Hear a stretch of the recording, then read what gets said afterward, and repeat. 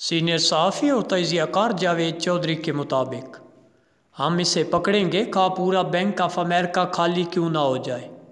یہ الفاظ صدر جارج بش کے منہ سے نکلے۔ CIA کو 2005 میں اطلاع ملی اسامہ بن لادن حیات ہے اور یہ افغانستان اور پاکستان کی سرحد پر کسی گاؤں یا شہر میں روپوش ہے۔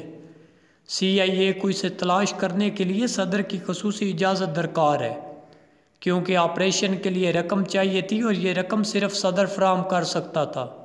چنانچہ CIA کا چیف صدر کے پاس چلا گیا۔ صدر بش نے پوچھا، آپریشن کے لیے کتنی رقم درکار ہے؟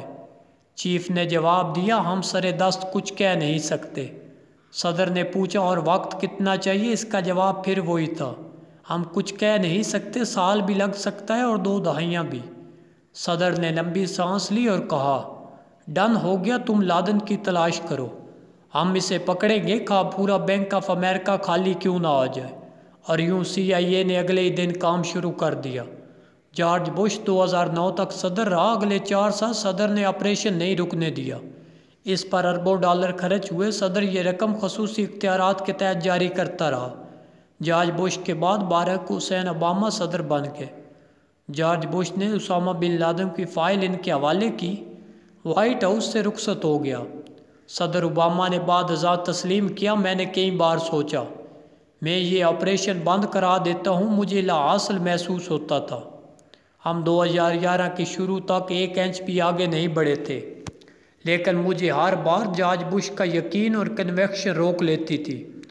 بہرحال یہ سلسلہ چلتا رہا، یہاں تک کہ CIA مارچ 2011 تک اسامہ بن لادن کے ٹھکانے تک بھی پہنچ گئی اور اس نے اس کی وہاں موجودگی کی تصدیق بھی کر لی۔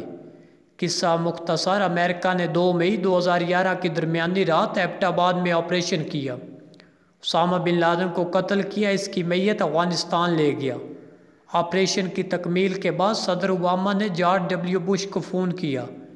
یہ اس وقت ٹیکساس میں اپنے فارم ہاؤس پر تھے۔ صدر اوباما نے انہیں دعوت دی، یہ آپریشن آپ نے سٹارٹ کیا تھا، لہٰذا آپ واشنگٹن آ جائیں، ہم دونوں مل کر دنیا کو اس صدی کی سب سے بڑی خبر دیتے ہیں۔ جارج بش نے یہ پیشکش سن کر صدر اوباما کا شکریہ ادا کیا اور اس کے بعد کہا، مسٹر پریزیڈنٹ، میں اپنی مدت پوری کر کے گھر آ گیا ہوں، اپنی ریٹائرمنٹ انجوائے کر رہا ہوں۔ اس وقت آپ امریکہ کے صدر ہیں، آپ جانیں، اسامہ بن لادن جانے، CIA جانے، میڈیا جانے، آپ میری طرف سے معذرت قبول کر لیں۔ جارج بش نے اس کے بعد فون بند کیا۔ وہ اپنے پسندیدہ گھوڑے کے پاس گیا، اس کی کمر پر تھپکی دی، چھلانگ لگا کر اس کی پیٹھ پر بیٹھا، اپنے فارم ہاؤس کے چکر لگانے لگا۔ صدر بش کی طرح دنیا بھر کے حکمران اپنی مدت حکمرانی کے بعد پرائیویٹ لائف کو انجوائے کرتے ہیں۔ بل کلنٹن یونیورسٹیوں میں لیکچر دیتا اور گولف کھیلتا ہے، آپ نے اسے کبھی لائم لائٹ میں نہیں دیکھا ہوگا۔ جیمی کارٹر 98 برس کی عمر میں اپنے گاؤں کے چرچ میں لیکچر دیتا ہے۔ صدر اوباما کتابیں لکھ رہا اور نیٹ فلیکس کے ساتھ مل کر فلمیں، سیریز، ڈاکومنٹریز بنا رہا ہے۔ برطانیہ میں جان میجر ریٹائرمنٹ کے بعد لارڈز کے اسٹیڈیم میں کرکٹ میچ دیکھا کرتے تھے۔ مارگریٹ تھیچر 11 سال برطانیہ کے وزیر اعظم رہنے کے بعد سارا دن کتابیں پڑھتی تھی اور اپنی بطخوں کو دانہ ڈالتی تھی۔ صدر یاک شیراک 12 برس فرانس کا صدر رہا۔ یہ ریٹائرمنٹ کے بعد چھوٹے چھوٹے ٹاؤنز اور دیہات کی سیر کیا کرتا تھا۔ منموہن سنگھ بھارت کا 10 سال وزیر اعظم رہا۔ یہ اس کے بعد گردواروں کے فرش دھوتا تھا، یاتریوں کے جوتے صاف کرتا تھا، اپنے پوتے پوتیوں اور نواسے نواسیوں کے ساتھ کھیلتا تھا۔ اٹل بہاری واجپئی 6 سال وزیر اعظم رہنے کے بعد کتابیں پڑھتا اور لتا منگیشکر کے گانے سنتا تھا۔ وہ بھجن بھی گاتا تھا اور بوڑھے دوستوں کے ساتھ گپ بھی لگاتا تھا۔ جاپان میں اس وقت 18 سابق وزراء اعظم ہیں۔ یہ سائیکل چلاتے ہیں، یونیورسٹیوں میں لیکچر دیتے ہیں، کھیتی باڑی کرتے اور سوشل ورک میں وقت گزارتے ہیں۔ جبکہ اس کے مقابلے میں پاکستان میں کیا ہوتا ہے، ہمارے وزیر اعظم کے پاس صرف 2 آپشن ہوتے ہیں، اقتدار اور جیل۔ آپ اقتدار میں رہیں گے یا پھر سیدھے جیل جائیں گے۔ آپ ایک دن وزیر اعظم ہوتے، اگلے دن C کلاس میں نیچے فرش پر لیٹے ہوتے ہیں۔ آپ اگر خوش قسمتی سے جیل سے بچ بھی جائیں تو بھی آپ کو عدالتوں اور مقدمات کی ذلت ضرور دیکھنی پڑتی ہے۔ اس ذلت کے دوران سابق وزیر اعظم یہ فیصلہ کر لیتے ہیں، مجھے اب کچھ بھی کرنا پڑا میں اقتدار میں واپس آؤں گا، ان تمام لوگوں کو ناک سے لکیریں نکلواؤں گا جنہوں نے مجھے ذلیل کیا۔ یوں یہ میوزیکل چیئر دوبارہ شروع ہو جاتی ہے۔ آپ کسی دن پاکستان کی تاریخ کا جائزہ لے لیں، آپ حیران رہ جائیں گے۔ آپ دیکھیں ذوالفقار علی بھٹو کے ساتھ کیا ہوا تھا۔ وہ ایک وقت میں عالم اسلام کے سب سے بڑے لیڈر تھے۔ انہوں نے لاہور میں اسلامک سمٹ بلا کر مسلم امہ کو اکٹھا کر لیا، لیکن اس کے بعد وہ جیل پہنچے اور ان کا کیریئر پھانسی گھاٹ پر پہنچ کر ختم ہوا۔ جنرل ضیاء الحق طیارے کے حادثے میں مارے گئے۔ یہ بھی اگر زندہ ہوتے تو ان کے ساتھ بھی بھٹو جیسا سلوک ہوتا۔ جنرل ضیاء الحق کے بعد میاں نواز شریف اور بے نظیر بھٹو کے درمیان جیلوں کی میوزیکل چیئر شروع ہو گئی۔ یہ دونوں ایک دوسرے کو جیلوں اور عدالتوں میں گھسیٹتے رہے۔ انتقام اور اقتدار کی اس کھیل میں آصف علی زرداری کی 11 سال جیلوں کی نظر ہو گئے، جبکہ بے نظیر بھٹو کو جلا وطنی کاٹنا پڑ گئی۔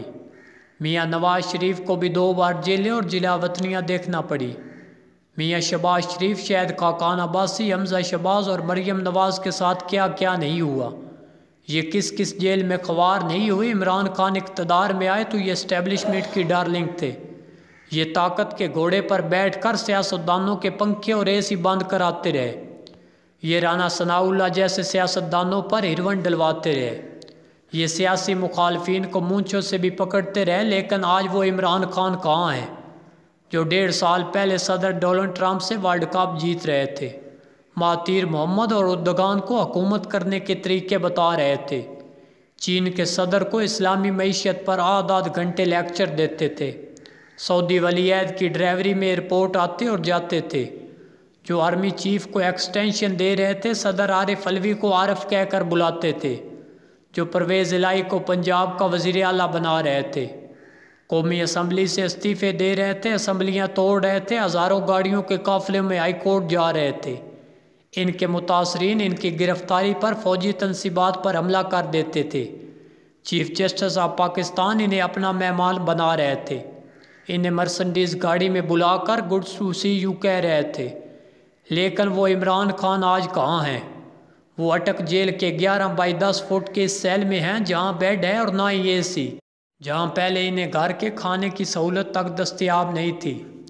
سیل میں گرمی بھی ہے، بس بھی لائٹ بھی بار بار بند ہو جاتی ہے، ٹیونٹی میں پانی نہیں آتا، سیل میں اوپن واش روم ہے، شاور بھی نہیں، کھانے میں پہلے دار روٹی ملتی تھی، جاگنگ اور واک کی سہولت بھی نہیں، سیل میں دن بھر مکھیاں بن بناتی رہتی ہیں، رات کے وقت کیڑے اور کاکروچ رینگنے لگتے ہیں، کپتان کے پاس جائے نماز تک بچھانے کی جگہ نہیں۔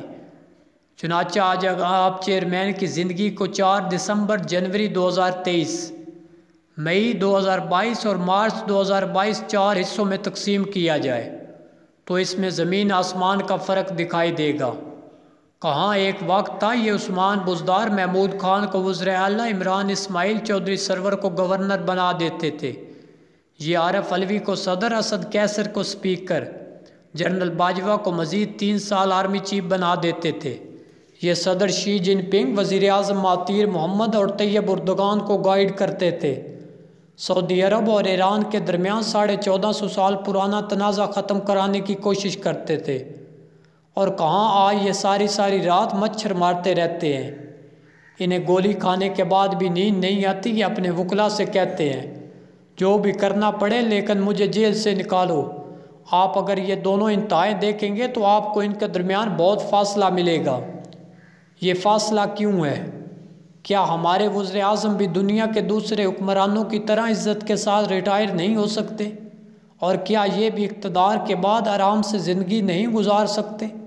اگر ایسا ممکن نہیں تو کیا پھر یہ لوگ اپنے لیے کوئی آرام دہ جیل نہیں بنا سکتے؟ اگر یہ بھی ممکن نہیں تو کیا یہ لوگ انصاف کو آسان اور جیلوں کو آرام دہ نہیں بنا سکتے؟ کیونکہ اگر عدالتیں اور جیلیں ان کا مقدر ہیں تو یہ لوگ ایک ہی بار اپنے آخری ٹھکانوں کو بہتر کیوں نہیں بنا لیتے؟ مجھے آج تک اس سوال کا جواب نہیں مل سکا، کاش ہمارا چیئرمین آج بھی سمجھ جائے، کاش یہ جیل اسے حقائق سے آگاہ کر دے۔ سینئر صحافیوں جاوید چودھری، زیرو پوائنٹ، حامد میر، سلیم صافی، رؤف کلاسرا اور نصرت جاوید کے کالمز سننے کے لیے ہمارے چینل کو سبسکرائب کریں اور بیل آئیکن کو پریس کر دیں تاکہ ہر نئے آنے والے کالم کا نوٹیفیکیشن